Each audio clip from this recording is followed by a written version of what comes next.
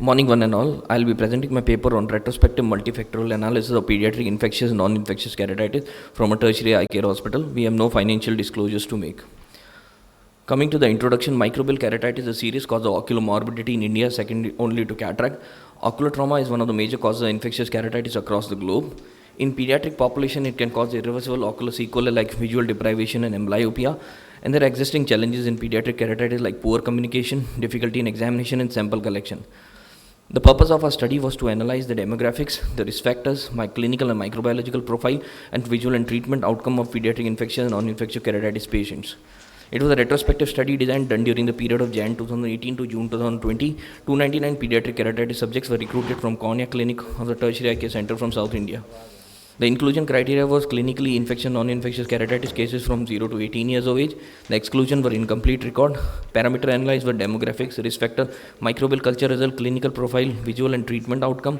Microbiological evaluation included scraping in the form of smear and cultures, and the treatment was antifungal, antibacterials, antiviral, steroids, or antipithium drugs was started based on the etiology.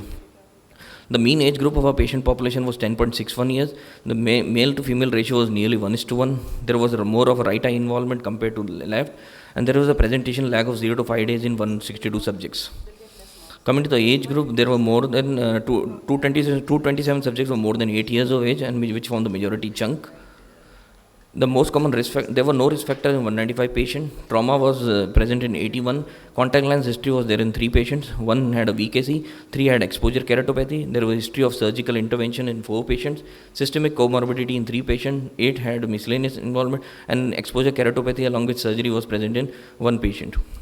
The most common clinical presentation was subepithelial keratitis in 124 subjects, followed by stromal keratitis in 109, followed by epithelial defect in 68. Disciform keratitis was seen in 26, 7 had conjunctivitis, and 4 had a melt. 1 patient each had an impending perforation, and 2 had a sclerocorneal involvement.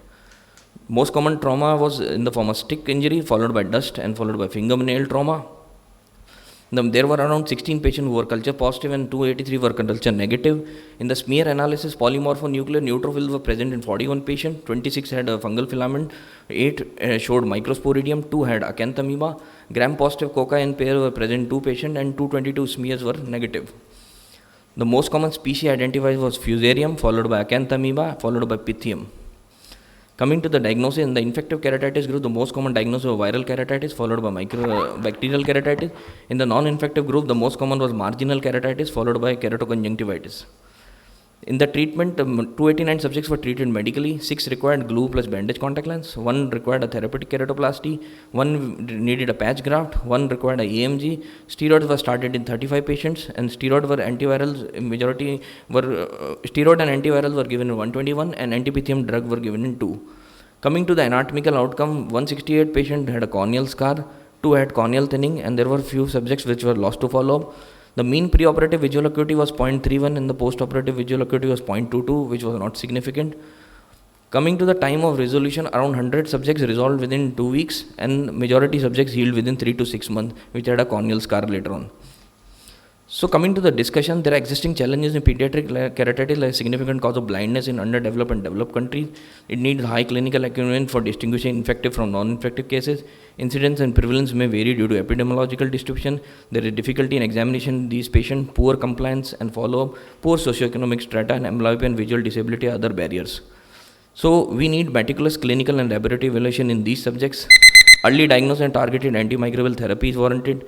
Children need careful and regular monitoring to prevent trauma-induced keratitis. Parents have a huge role to play in reduce this backlog. Counseling should be stressed, and a multidisciplinary interdepartmental approach is needed.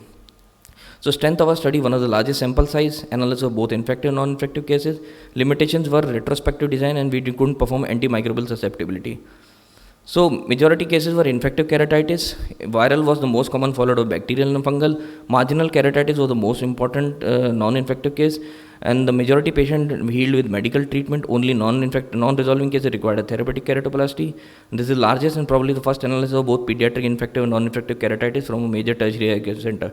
Etiology may vary depending on geographical locations. Early and prompt diagnosis and meticulous management needed in these cases. Trauma is the most common cause, and subepithelial keratitis is the most common presentation. Majority patient heal with medical treatment. Recently, pythium is in upsurf, so targeted therapy is needed in these cases. Thank you, one and all.